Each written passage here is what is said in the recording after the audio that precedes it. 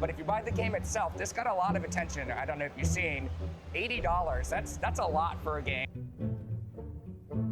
What should we be expecting in the Switch 2 generation as far as how much we're going to be spending on these games? Yeah, I would say that we're not really looking to establish a benchmark for pricing.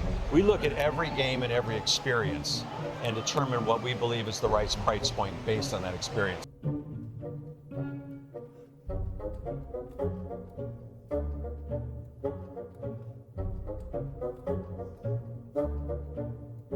Video games are gonna cost $80 fucking now? Nintendo, I love you, but I cannot defend you this time, bro.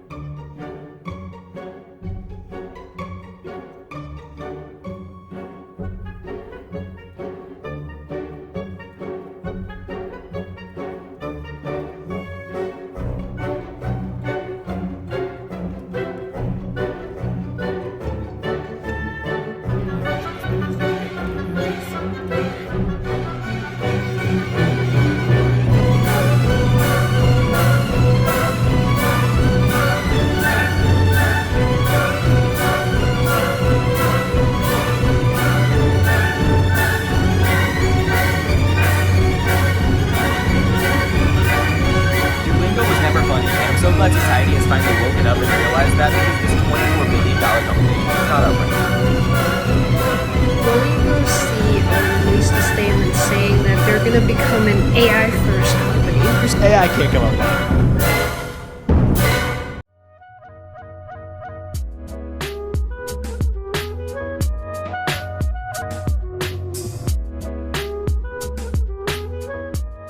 Hey, how you doing? Welcome back to the series where I talk about whatever is on my mind today. Because I have a big mouth, I like to yap about things with no particular end goal other than to start discussion. And in today's video, we are finally on to part 3 of our corporate greed series, the last and final part of this series. Long awaited, I know, I'm sorry, but now we're doing it. And today we are going to be talking about Duolingo and the whole AI fiasco that went on last year, and the mass, basically everybody just repealing their subscriptions and just basically doing a mass quit of Duolingo. Like, we're not interacting with them anymore. And I want to talk about it and give my own personal thoughts on it.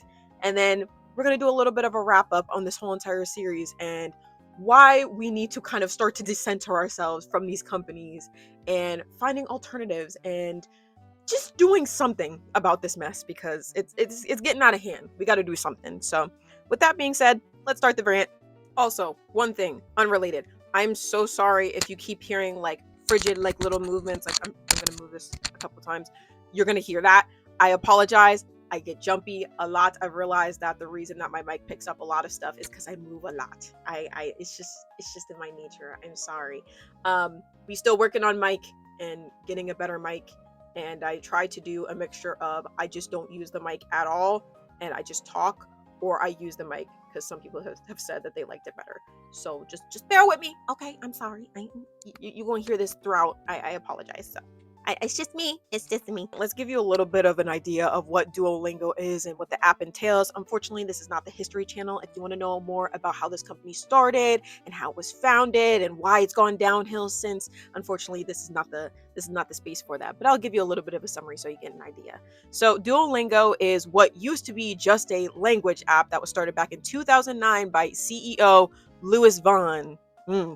Started by him, and it has grown into this big app that has now included more than language. So I believe that you can learn music, you can learn chess now, and you can learn a couple of different other skills, educational skills, from my understanding. If I miss any, I will list it here, but that's primarily what Duolingo was known for, was its language category and being able to take little bits and pieces of language lessons and kind of condense them into something that can be done within like 5 minutes, 10 minutes a day, just so you're kind of familiar with the language. And, believing that language is something that should be accessible to everybody, being able to learn a different language, because at the end of the day, we all got to communicate, and we benefit from being able to learn other languages and being able to communicate with different people and different cultures, because at the end of the day, that's how shit is going to get done in this world, right? So while I do agree with the message and I think that's important, it's very clear to see that they have strayed far away from what their message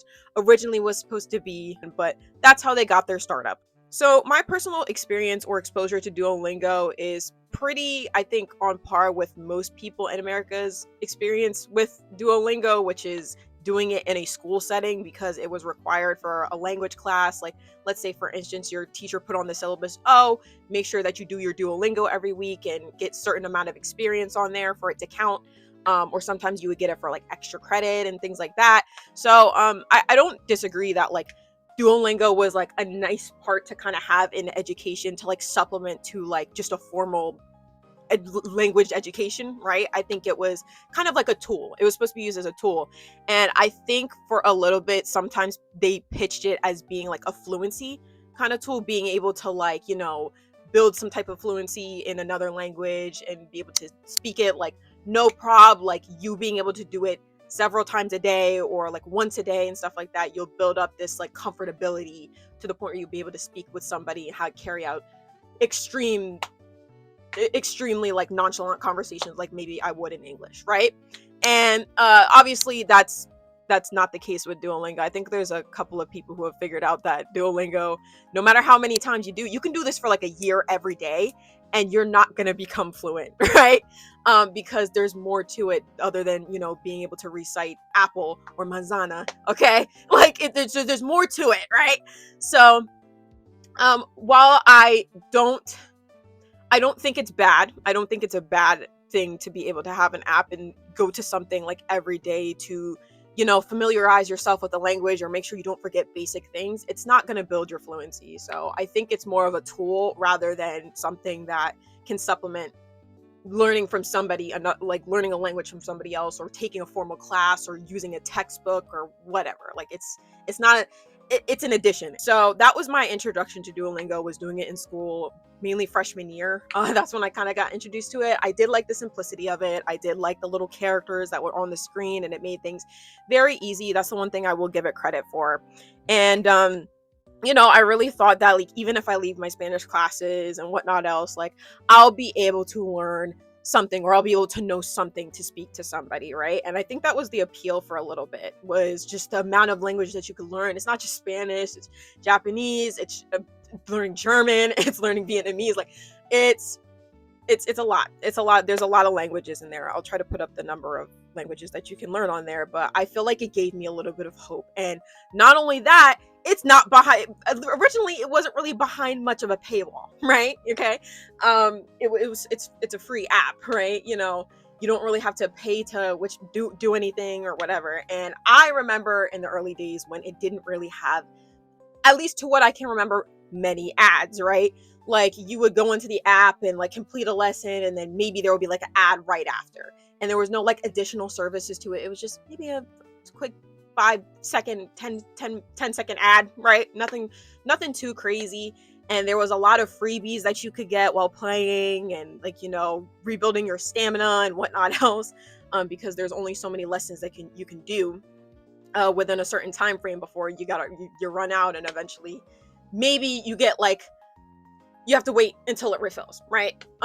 Which eventually I believe they put behind a paywall. So again, memory's a little fuzzy. I know this is not whatchamacallit completely accurate information, okay, but this is just what I can remember off the top of my head and my experience in the beginning. I liked it. I thought it was cool.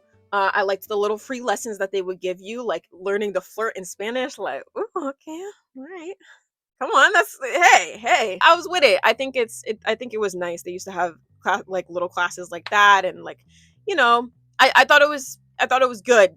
And then they switched it up like within the years. Like I thought it was different, and that's when they started including more ads, and then obviously there were subscription services and whatnot else to be able to play the app, and it slowly got annoying, right? It slowly got it got pretty annoying from what I had remembered from freshman year, but we still continue to use it. I went up to Spanish 3, so still a requirement. still did it.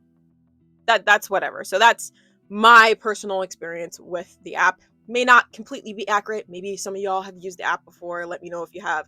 Do you remember any of this? Let me know. So yeah.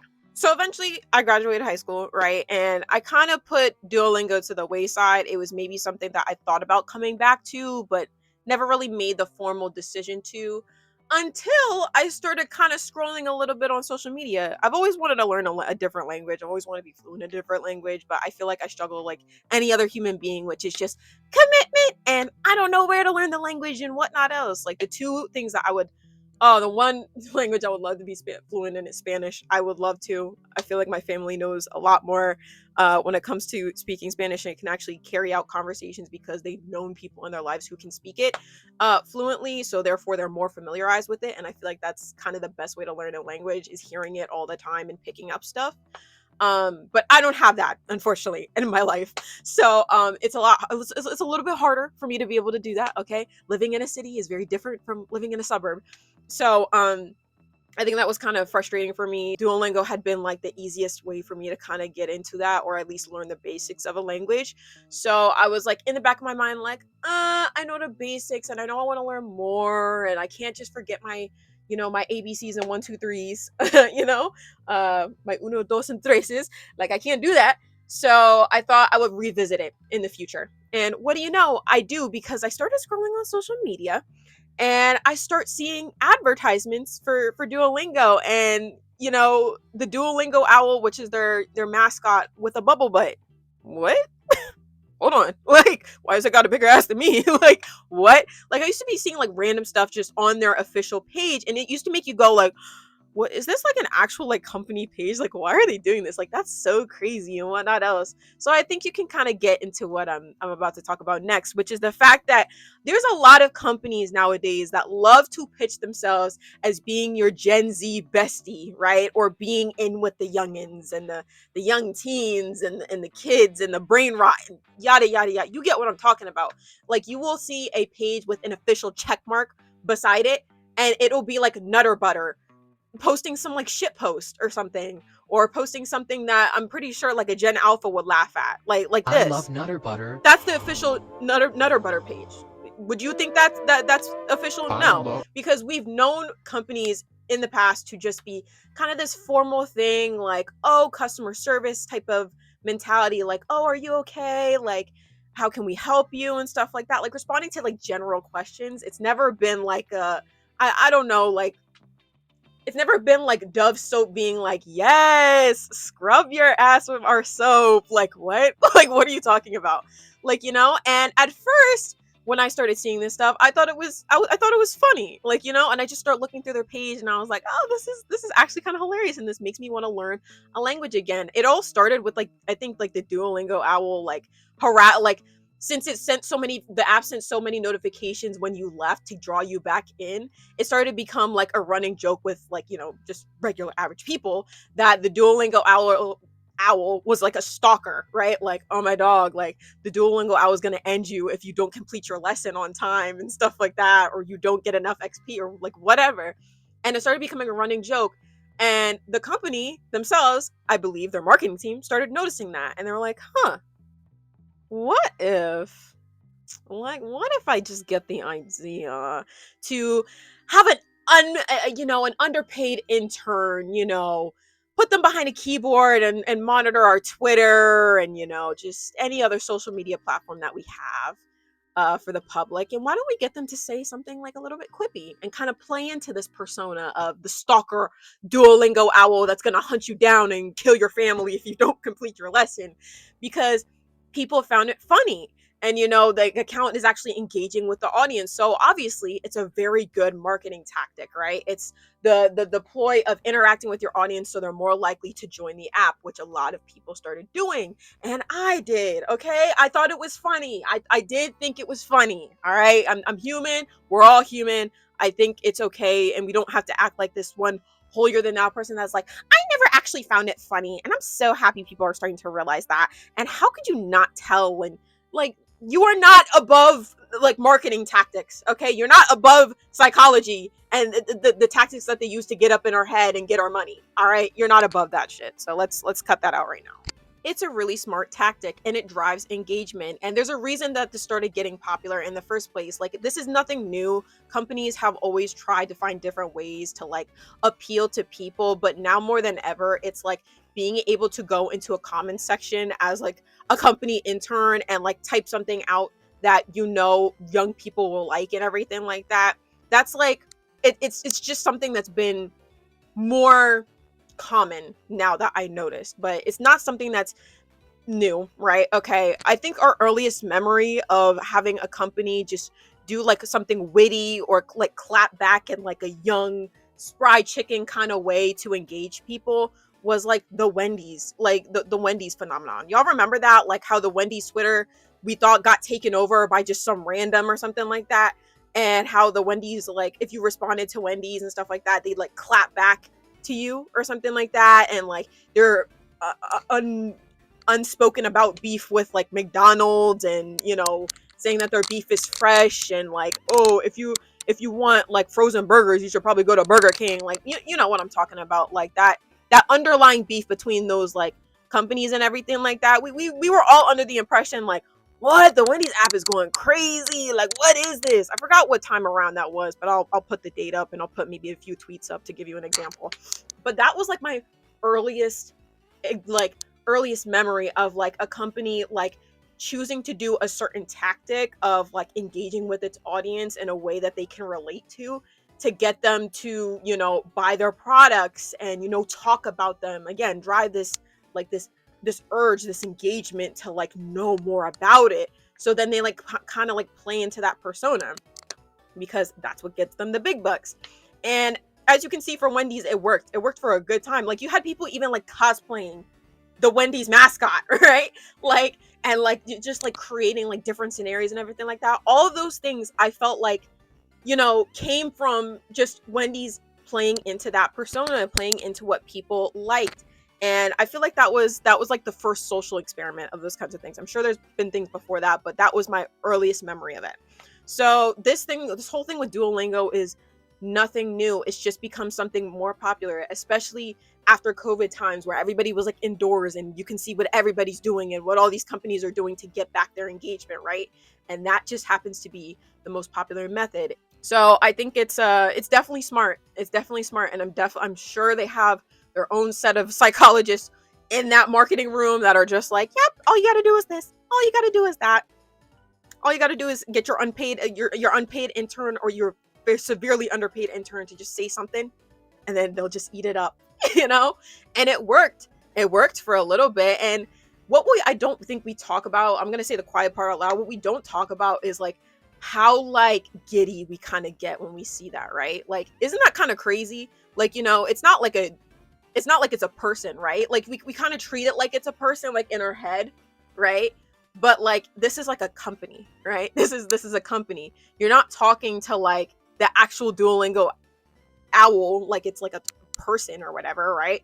You're talking to like an underpaid intern, like, somebody who gets paid to do this, right? So it kind of creates this like parasociality, right? This idea that like, ooh, this company noticed me, and oh my gosh, like this is crazy. Like, don't act like you've never like kind of like batted an eye if you've had like a viral moment or something like that on TikTok or wherever you get your brain rot from or whatever. Like, don't act like you weren't like crazy when you saw like a blue check mark next to like some type of page or something like that. Like for me, I got responded to by the Build-A-Bear, the official Build-A-Bear page, for reposting Retzko, and I was just like, that's me, that's my girl.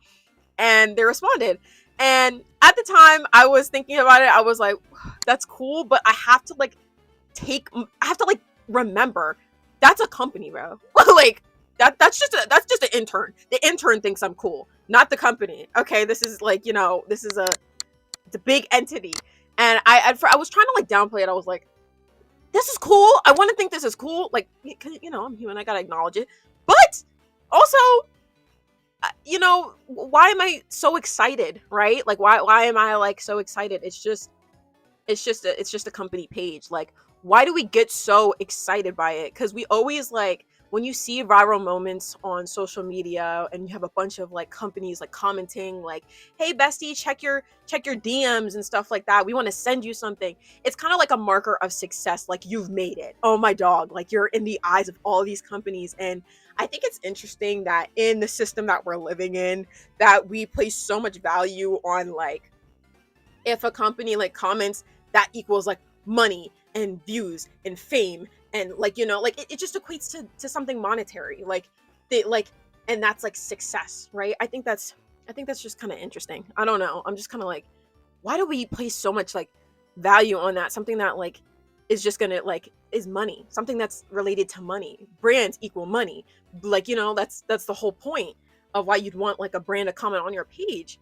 is the potential of opportunities that get you money and get you somewhere, right? And get you like, you know, brand trips and whatnot else, like, and obviously we value it because we're in the society and we need money to survive, and we got to keep the grind up or else we are going to die. That's just a fact.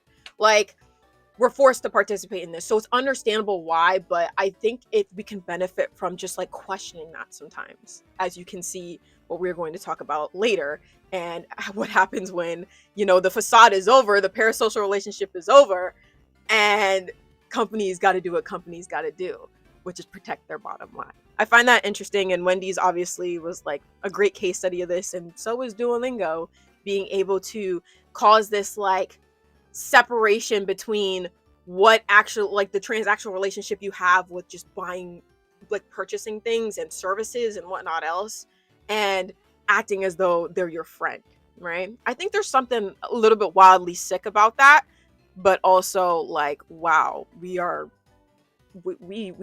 gone way too in depth with like trying to extract money out of people. That's insane. I think you can start to guess why it would be a bad thing if we cannot differentiate the lines between we're talking to just your regular average human being, like a friend, somebody that we actually know, and a company that is just providing us a service, and we take it, we like it or we don't like it, and we give our feedback, right?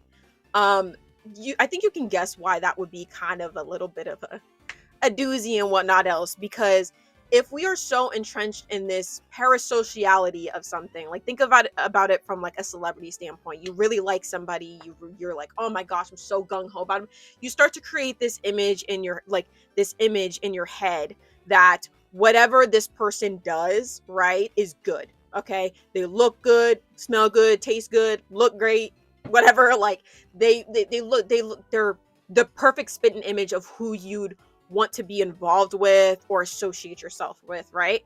And also, like, while it can be helpful to do that, it can also create like a false sense of reality, right? Because if that person does one thing that you do not like, it breaks the image, it breaks the facade, and all of a sudden you're like, how can you? No, you do one of two things. You're like, oh wow, like I didn't realize that you were this way, right? Like that's crazy. I'm probably gonna like no longer follow what you do, right? Because I've realized that you're a normal person with flaws and, you know, your own faults, like I am, right? Or you do the opposite, which is, oh, they wouldn't mean to do that. Like, what are you talking about? Like that's just not, you're not fitting the character, you're not fitting the mold that I've set for you, right? So you start to question things, like you either start to question things or you don't question things, or you start to come up with excuses for why things are not the way that you've originally perceived, or the criticism that the person has received. You're like, oh, that you start to excuse them, right? You start to defend it no matter what, right? So that's what builds like culty fan bases like Nintendo and Disney fans. Okay, like that's just kind of how it works. So you can recognize why it would be pretty bad, because it breaks the image, it breaks what we thought originally was something good, was something great, was something bigger than ourselves. And it's like breaking up with somebody. It's like breaking up with somebody that you didn't even know. And that's a scary kind of thing, you know? So, and I don't think, this is just my personal opinion, I don't think we should be having parasocial relationships with companies at all, period. I know that there's fan bases and people who really like certain things and, you know, are a little bit parasocial when it comes to like liking a content creator, but not particularly knowing them. I think there's a way to handle that in which it is healthy and the person themselves can engage with the audience in a healthy manner, and so can the audience, you know. I think that's one thing, right? I think there's a level to it, and there's a territory that it crosses to the point where it's making everybody uncomfortable and it's not healthy anymore, right? I think that's one thing. I'm of the opinion that companies, you cannot do that, okay? Because at the end of the day, we all live under capitalism. We all gotta work. We all gotta eat. We all gotta have a job in order to survive this mess. And when we are in capitalism and we have a free market and you can monetize anything and everything and take advantage and like work it to the bone and find loopholes, even when it compromises your morality, and you have like all the cards in your pot in your play area, to the point where you can just do whatever you want without regulation or limited regulation, that's when we tread into territory of like you just can't do that. You just can't create this like false personas and portray yourself as something else and then grab people's money and pretend like it's all hunky-dory. Like, I'm so sorry. It just doesn't work like that, in my opinion. So I believe like parasociality with like really parasocial relationships with companies just shouldn't exist. And when I say that, I don't mean that the Wendy's, the whole little advertising trope wasn't funny. I'm not saying you can't do funny advertising methods anymore. But as far as like engaging with like people on the level to the point where they feel like they're willing to defend your brand no matter what, or feel like they are going to buy a certain product because your social media looks like something that they would like, you know, they would talk about with their friends or something. I think it treads in, I think it's just it's getting to a point. I think it's getting to a point. Parasocial with celebrities and people, tread the line, right? You tread the line, but companies, I think you need to have way more stricter boundaries. So that's my opinion. You just start to blindly defend stuff.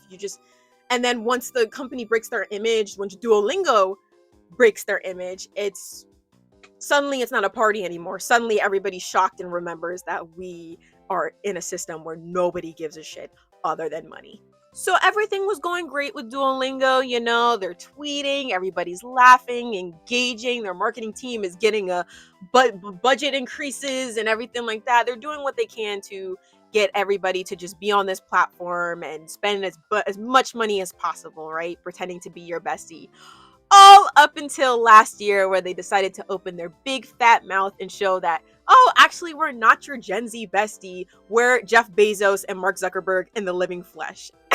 So they decided that they were going to post something about being AI first. I don't remember on which platform exactly that it was, but I remember it was either on TikTok or on Twitter or on possibly all of their social media pages.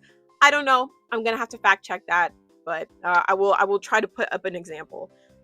Just to give you an idea of what people were upset about. And it involved being, obviously, as they said, AI first, and deciding that they were going to try to replace contracted workers and translators and tutors and basically displace people out of jobs in favor of putting in an automated system to be able to correct things and, you know, make these translations more accurate and whatnot else, or whatever excuse under the sun they wanted to come up with. We all know what the goal is. They want to put people out of a job and have something that is able to work 24/7 without pay, without fair compensation or whatever, and then not have to pay for any additional costs. All right, it's about lining their pockets. We all knew this, right? Real quick, I wanted to throw this in here just so people get an idea of what my main stance is when it comes to AI and AI slop and AI art and all the other things under the sun, Fruit Love, like just stupid stuff, like really stupid stuff. I just want everybody to know I do not support that. I do not support AI art. I do not support the usage of AI to replace people. It's just not, it's not it. It's not it. Without giving myself away too much, I have a little bit of a background when it comes to information technology and learning about technology in general in a few different areas. And what I will say from my schooling and what I know, okay, because I'm human, I'm still learning, and these are not my final thoughts, okay? It's a lot more complex than just a 2-minute clip in this video, so just bear with me, okay? I reserve the right to learn and expand. From what I've learned and the things that I've written about, technology is very focused on innovation all the time. All the time, things are changing, things are getting bigger, like, and it's irritating for me as somebody who wants things to, while I want things to change and for our lives to be easier, I do not believe AI is the way to go about it. And if we are going to utilize AI in some instances, it should be for the greater good. And right now, what it's being used for is not for the greater good. AI art is not for the greater good. It's to replace people. It's to strip the humanity out of people's work. Like it's horrendous, and it frustrates me because the way that it's being deployed right now is not doing it for the sake of the world and expanding and being like, you know, making people's lives easier. It's done for the sake of money. That's all it's being done for right now. And it's irritating that the people in this field cannot seem to slow down and take a second. Like cybersecurity and just securing these systems in general and regulation is always an afterthought with these things. It's just always the way that it's been. And I feel like with AI now more than ever, it's just a rush. It's rushed. Everything is rushed. Like, I remember there was a time in which ChatGPT was just in the space of like computer scientists and IT specialists and anybody else working in technology. You know, like people who work on AI, data analysts, everything. It was just within that space, and it was just something like, oh, like a little bit cutesy to, I don't know, like like if you were like maybe a little bit behind on a homework assignment, you're like, yeah, maybe like type up the script really quick. It was like an inside joke, and now everybody is using it as though it is this tool that is like godsend. It's not. And as somebody who has been in those spaces and is still looking to learn, it's not as smart as you think it is. We, like, the professors know it's not. Everybody knows that it's not. It's not. So if you wanted to know my stance on AI, I do not support it. Everything that's going on, I do not support it. I want to be able to drink water. Okay. I want to be able to work. When I said I wanted like a robot, I meant like one to like handle like stupid little chores in my house. I didn't mean one that's going to take my job. So when it comes to that, my feelings are very complex, but this is just a brief synopsis of how I feel. And just know, with my experience and everything that's going on right now, it's horrendous. So, but Duolingo decided that they were going to do that anyway. So as you can tell, people were like, oh, you went from like posting like stupid quippy things about like living with Lily and like, you know, doing like a Duolingo Squid Game collab and like silly stuff like that, to actually affecting real people's lives. Oh, you thought you were gonna do that? No. So a bunch of people just decided to mass like quit Duolingo, like just like delete the app completely, because unlike what they think Gen Z is, they think we're a little bit of a bunch of stupid, like, and Gen Z and everybody, just everybody in general, doesn't even have to be this generation in specific, and be Gen Alpha, Gen Beta, any Xers, whatever. Okay. They like to think that we're stupid and we're like, oh, like you can just throw a stupid meme at their face and give them a bunch of brain rot and then they'll give us money. It's fine. We don't have to actually worry about like the fact that you know, the younger generations are becoming more and more socially conscious and more aware of, you know, social issues and things that affect them, and getting tired of working to the bone, to the core for basic necessities. We didn't have to worry about any of that. So no, it's no wonder that they would like, they surely don't care about the amount of, you know, data centers popping up and, you know, possibly affecting our water supply. There's no way that they could care about that, because they think we're stupid. So imagine their surprise when a bunch of people just like decided, you know what, actually your language app sucks, and start picking apart everything and the parasociality and just mass quit.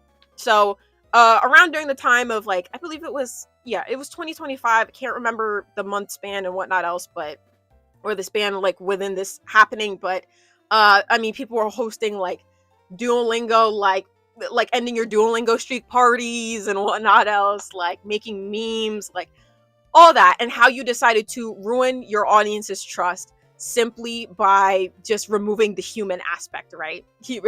Removing humanity, because that's what made your brand funny in the first place, is you had somebody who is a young person, most likely, or somebody who's relatable, engage with people. And, you know, once you take away that humanity, you know, your brand's no longer appealing. Personally, after the whole like mass like leaving Duolingo situation, I I haven't caught up with their social media and everything. I haven't followed everything. I stopped my streak. I'll put up an image if I have like what my streak was. I was so pissed off, bro. I wanted to continue my streak. I was doing so good. But you know, it's not like I can't like learn languages anywhere else. It just sucks because the one platform that is free, okay, we're not going to include the ads in this, we'll say free in quotation marks, to just learn a lesson and then maybe get through like an ad and a couple advertisements. It sucks, don't get me wrong, but the one thing I did like about that was like I can just get through a lesson, right? I don't have to pay a subscription to learn like Pimsleur or like, I don't know, like Rosetta Stone or something, like Babbel. Like I don't want to pay. I pay for too much stuff already. I don't want to. So if I can sit through maybe a 10-second ad, I can live with that. So that kind of sucked for me. And again, that's not to say that like all the criticisms about the Duolingo app are not valid. That was not to diminish that. I'm just saying what the convenience was for me at the very least.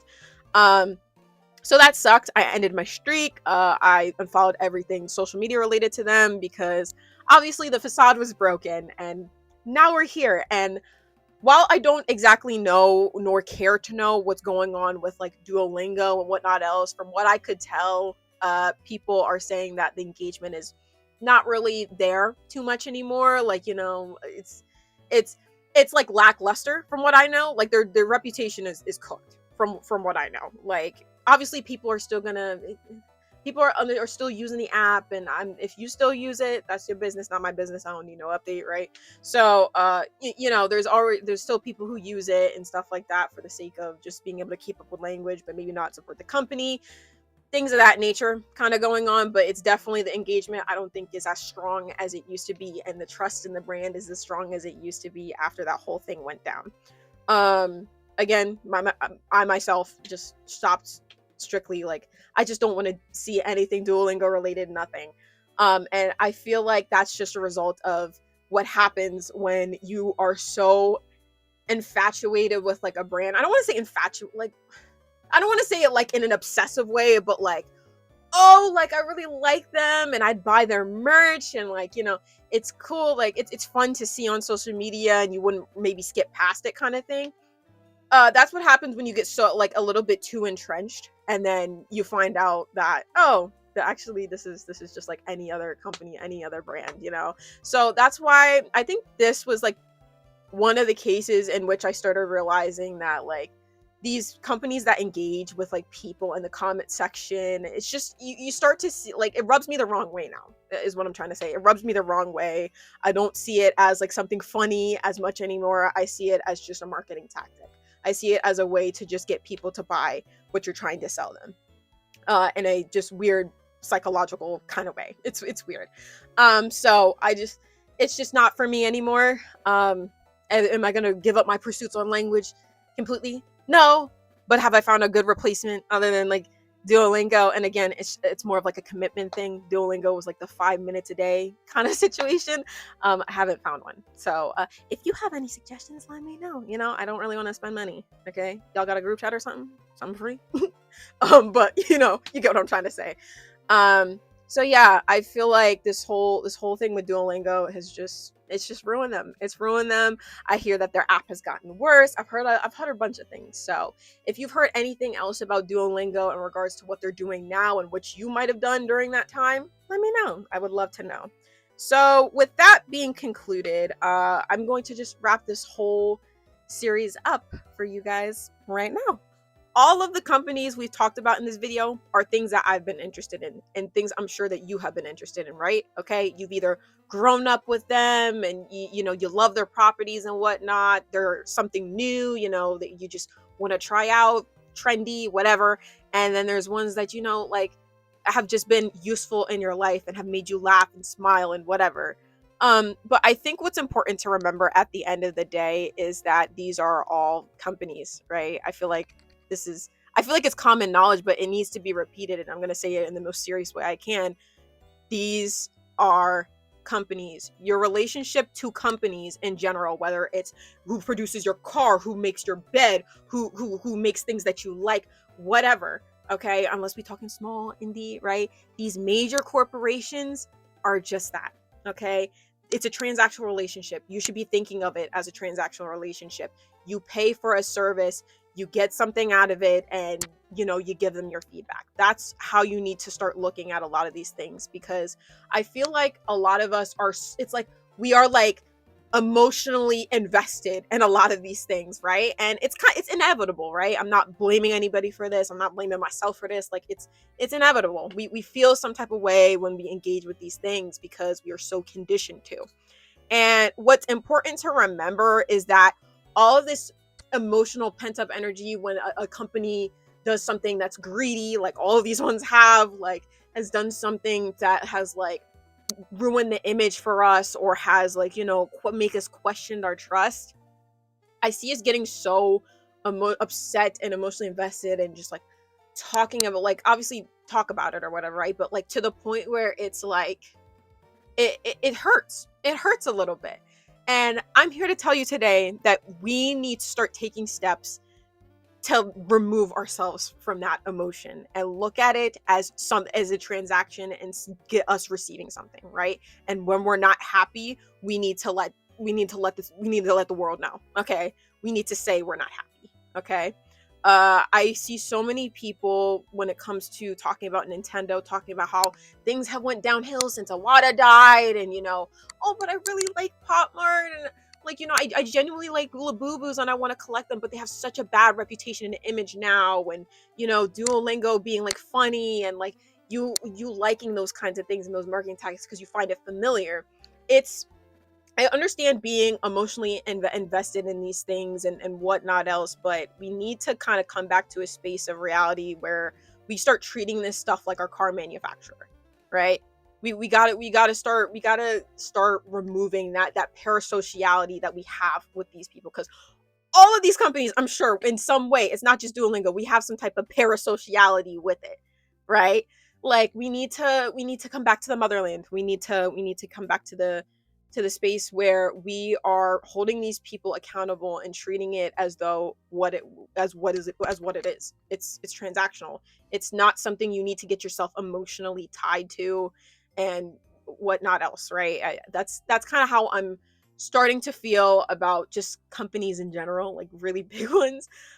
Is I'm starting to take away that humanity aspect, if you get what I mean. I'm starting to decenter this whole like, oh, I love this brand and it's like, no, I just like what comes out of it, right? I love Hello Kitty. Do I love Sanrio? I like Sanrio properties. I don't like Sanrio. You know, I feel like we need to have a clearer separation, if you get what I mean. This series is just supposed to be a reminder to stop letting these companies give you an identity and a personality. Recognize that there is greed in every single company around the world. Like, I don't trust nobody. Like, and when I say I don't trust nobody, I don't mean like, oh, like, what about the companies that are treating their people good? This is just supposed to remind you that these are companies at the end of the day. This is a transactional relationship.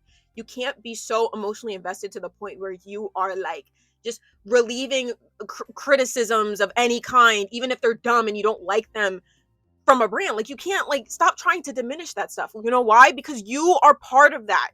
Everybody's part of that. You only serve to benefit from this kind of stuff. You know, you can't be so emotionally invested to the point where, you know, you start just going along with everything, going willy-nilly, and start having more trust in these companies than you should in your own gut. Right? You know, you have to remember that, and you have to hold these people accountable, because at the end of the day, these are people in boardrooms. These are people who make decisions and do it strategically. They have reasons for why they do everything all the time, good or bad. Like, it's just, you know, I want us to start diminishing that identity, that identity that we've had attached to brands. We need to just recognize it. And I don't want this to come off as like demonizing people, because we're all susceptible to it. I don't want this to come off as like this like whole like, oh, how dare you should know better. Like, you know, I'm not your grandma, bro. We all got free will at the end of the day, but I think we need to start questioning it, and I think we need to start desensitizing ourselves, you know. That's at least how I feel about the whole thing. Still stand on the influencer stuff. Like when we talk about people who are taking these brand deals, and hold them bitches accountable. Hold them accountable. But when we're talking about just you and me, average everyday consumers, when we talk about it separately from the people who promote these companies and everything like that, you gotta take the chip out your brain, take it out. It's not good. What's happening right now is not good. And I don't know what it is about me. Maybe it's me going into the workforce, and maybe it's me having not a midlife crisis, but like realizing what I want this world to become and what I want to do with my life, and what things I want to contribute to and what things I don't. Maybe it's that. Maybe it's having this whole I don't dream of labor like idea and stuff like that. Maybe it's me just seeing the faults in capitalism. It's a mixture of things. But I'm starting to get fed up with a lot of companies, and I'm starting to get less and less emotionally invested. Now, if you catch me in Sanrio's comment section saying that's my chick, look the other way. But you get what I'm trying to say, right? I can do that and still recognize that this isn't it. And the sooner we start taking steps to the sooner we start taking steps to remove ourselves, whether it's just completely removing ourselves from social media, stop commenting on or at least like engaging in like a parasocial manner with a lot of these like company pages and things like that. I never said I was above that. Let's be clear. I never said I was above that. I never said I was a perfect human being. But the sooner we start implementing these things, and again, you do what you want, do what you like. I can't tell you what to do. But the sooner we start doing that, the sooner we start recognizing these things, the sooner we stop following these brands and holding them to the standard that we expect them to be at, because at the end of the day, it's transactional. That's it. You serve us. You serve the people if you want our money. People who say like, oh, companies don't owe you. Yes, they do. Yes, they do. They got my money. Yes, they owe me something. They owe me something. So the people who say, oh, companies don't owe you anything, they need us more than we need them. Period. Let me know what you think about this video. Did you like it? Did you not? Just be nice about it. Okay, I blocked people. All right. But yeah, let me know what you think. Did you like this series? Would you like another series kind of like this and stuff like that? It was good to do. I promise I would get my words out faster, and I'm trying. But with that all being said, my name is Cuddleot. This has been the Corporate Greed series, and you made it to the last part. Thank you so much for watching and your engagement, and especially in my last video talking about kind of my mindset when it comes to content creation. Thank you for being so understanding. I'm gonna respond to comments and everything. It's just everything's been a lot. So thank you guys so much for being understanding of that. But with that being said, tell somebody you love them today, because tomorrow is not promised to us. And I will see you guys in the next one. Bye.